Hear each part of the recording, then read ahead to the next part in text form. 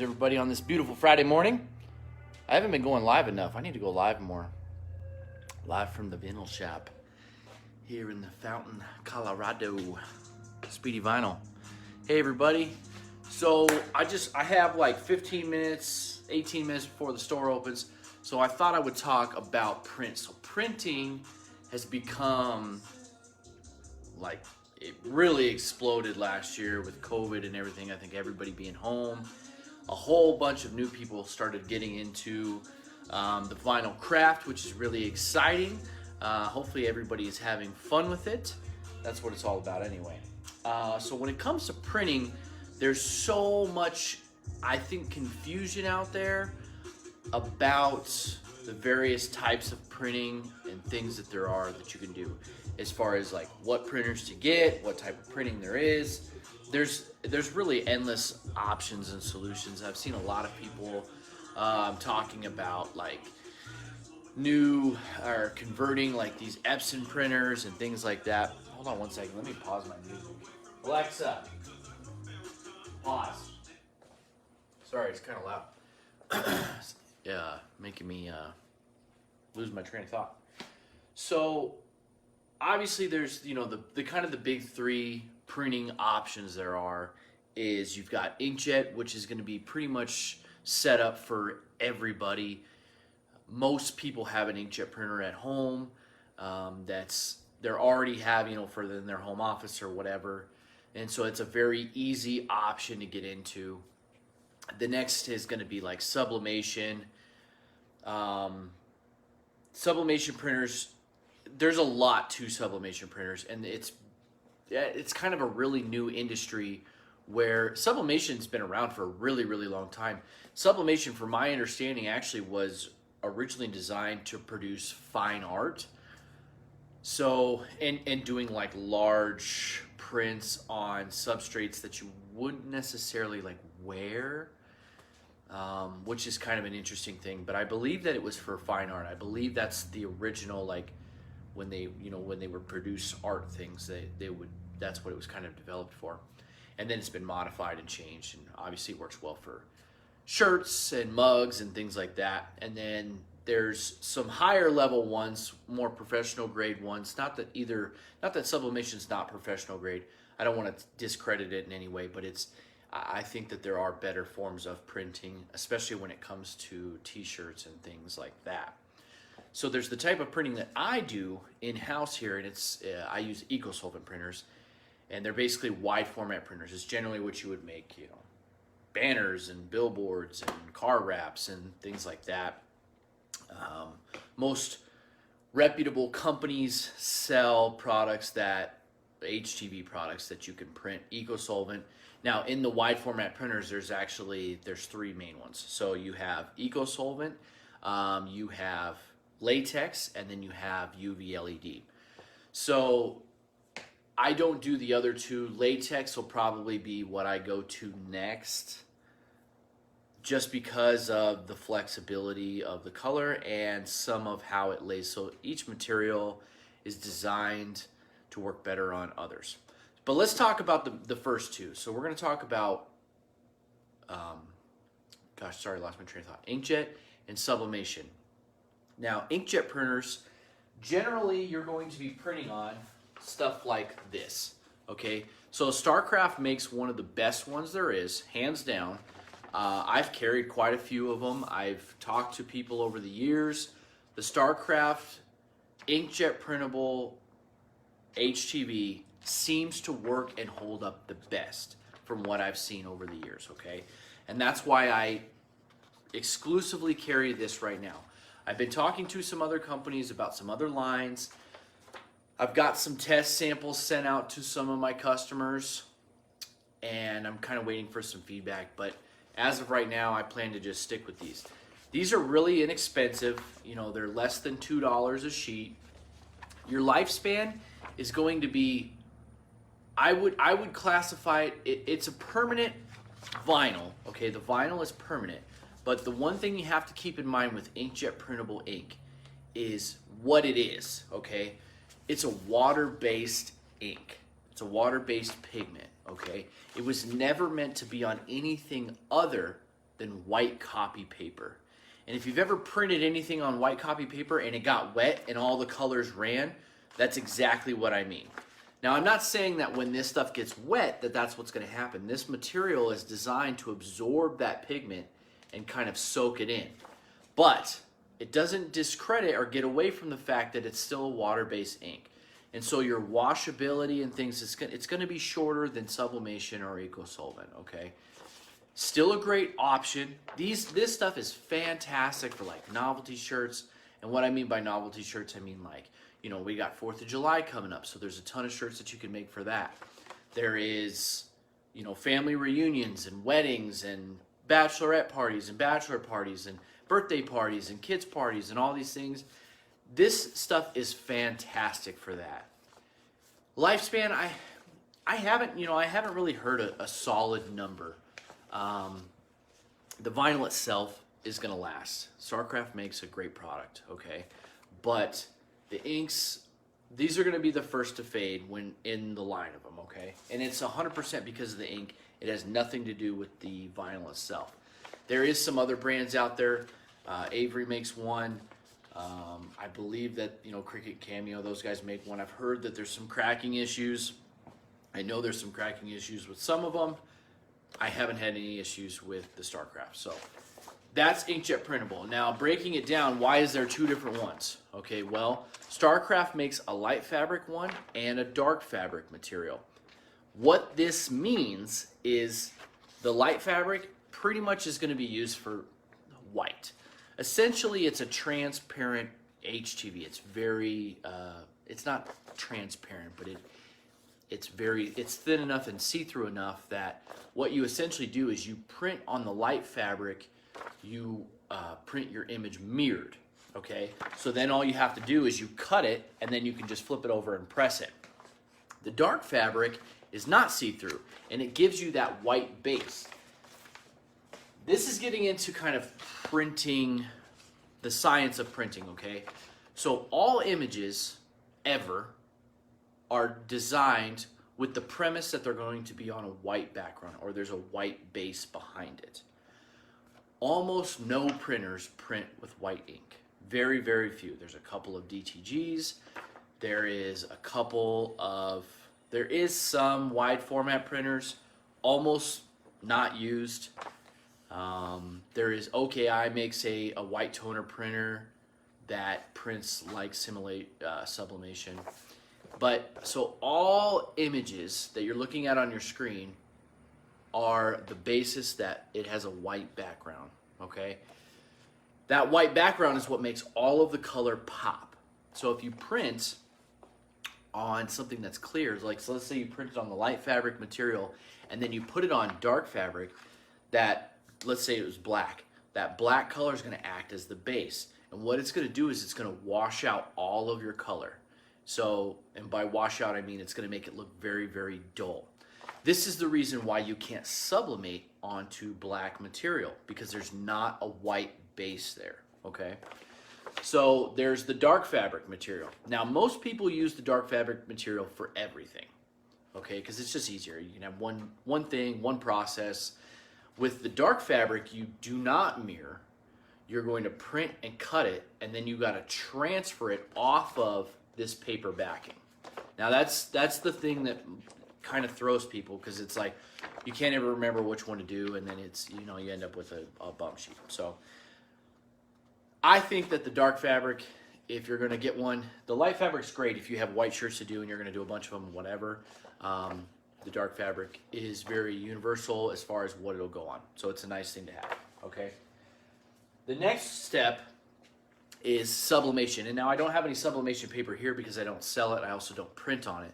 But for anybody that has sublimation, you basically end up with or you don't and you want to know what it is, you basically end up with, it's almost like a sheet of paper, kind of, okay? Sublimation paper is a special type of paper that the sublimation printer will print the ink onto, and you print it mirrored, okay? And so it puts the ink onto this paper, and then when you press it, the ink basically turns into a gas and it bonds to the polyester fibers and essentially dyes them.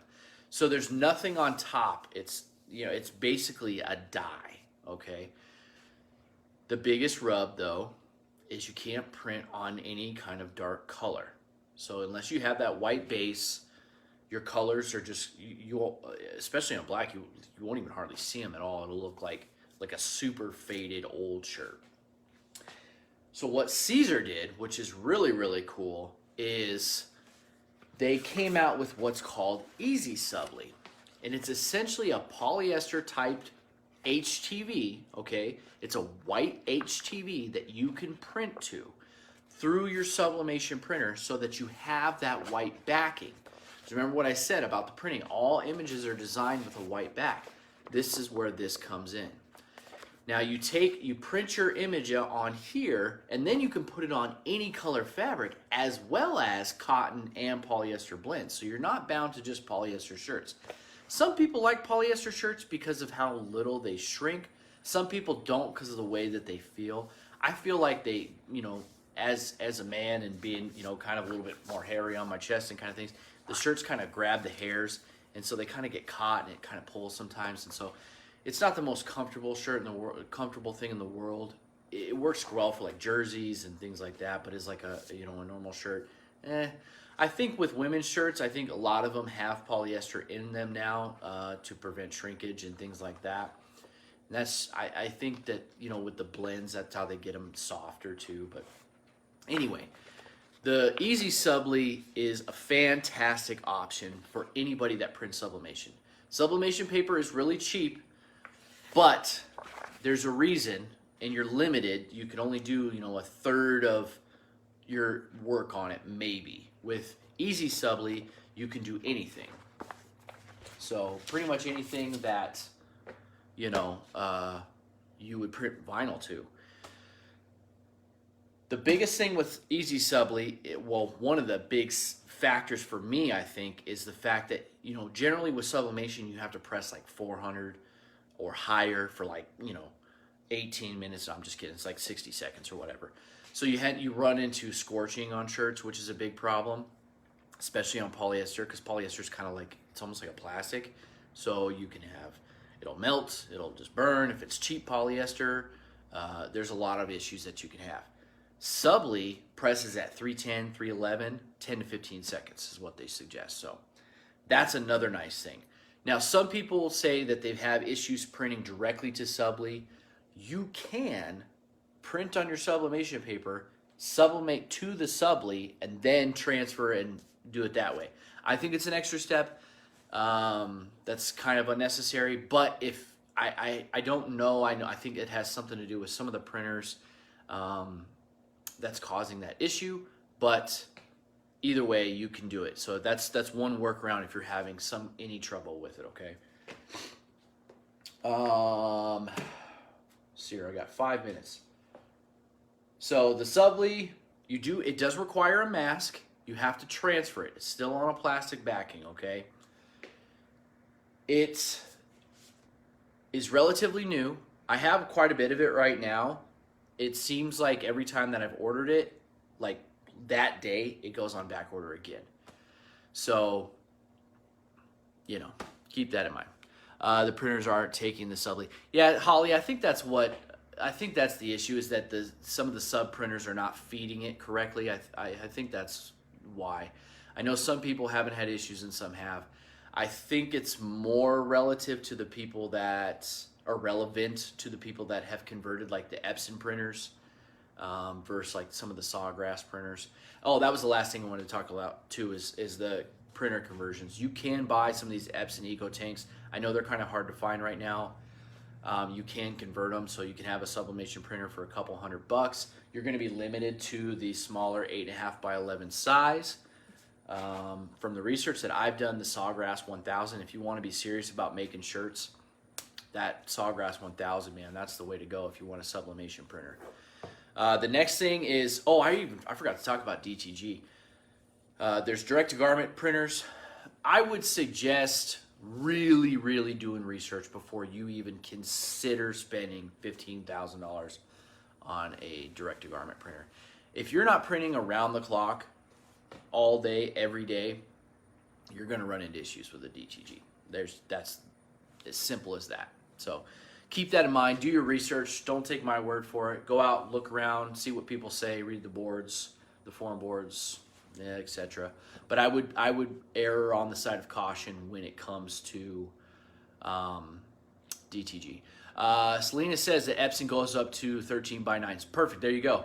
I sell so Subli, as far as I know, you can't buy it on a roll yet. I could be wrong about that, so don't crucify me if I'm wrong. But because the way I've only been able to buy it is pre-sheeted. So it comes in an 8.5 by 11, which is your standard copy paper size, and then there's an 11 by 16.5, which is basically legal paper size. So, what else? Yeah. So we'll call that what it is for now. I have heard that you can sublimate to clear 651. I don't know how much truth there is to that. Something for you guys to think about. Maybe Google on your lunch hour here this Friday. Look at this weekend. Anywho, so I've got plenty of Subli in stock. I've got plenty of StarCraft in stock. So if you've been thinking about trying printing, I encourage you to try it out. It's a lot of fun. It's going to take your vinyl game to a whole new level. It'll really change the way you look at, especially paying jobs or just things that you want to do. It does make life a lot easier when you don't have to layer. Sometimes there's a place for everything. I mean, I don't think anything replaces everything. I think you still really need all facets of it. Another form of printing is screen printing. Screen printing I don't think will ever go away because there's still a huge need for it. We can talk about screen printing in another video, but anyway, I'm going to put this video on YouTube, so if you want to reference it back, I'll also leave it here on the Facebook page. For YouTube, I'll probably edit it up a little bit, but yeah, if you guys ever have any questions, feel free to give me a call at the store. 719-382-0742 is our phone number here. You can send me an email, speedyvinylshop@gmail.com. You can message me through Facebook. I'm trying to get better about messages through Instagram. For some reason, I don't ever see them. And so then I go and I look and it's like, so-and-so sent you a message 17 weeks ago. And then I feel like crap. So I'm sorry if I missed you there. But, feel free to contact me whichever way is better or more convenient for you. I'll be more than happy to answer any questions that you have. We also do custom printing here, so if it's something that you don't really want to do or you don't have the equipment yet or whatever, but you need to do like picture print or and have it contour cut, we do all of that stuff in-house. I've tried to make my price like some of the lowest in the industry to make it so that you can still make money on it and it's still affordable for just like birthday shirts and things like that. So I have a really, really low minimum. It's basically 1 linear foot is the minimum. So it's very inexpensive. Sorry if I say too much. Also, I don't know what else I'm saying. Anyway, so we're going to end the video there. I just wanted to talk a little bit about the different types of printing. If you guys like this video, you like the information, let me know. Maybe I'll try to do more videos specifically on certain materials and really deep dive them. We could also talk about printers and things, and if you ever have questions about printers and cutters and things like that, please reach out to me. I'm more than happy to help. Yeah, so I hope you guys have a wonderful Friday. Looks like it's going to be 75 here in Colorado down in Fountain, so it's going to be a beautiful day. Hopefully it's beautiful where you're at. Yeah, get out there, enjoy the weekend, make something. Send me pictures of what you make. If it's really cool and you want me to post it, maybe I'll put it on our Facebook. Show it off to the 100,000 plus people that I have on there. So I hope you guys have a wonderful day. Thank you so much for tuning in and sticking through it to the end. I will see you next time.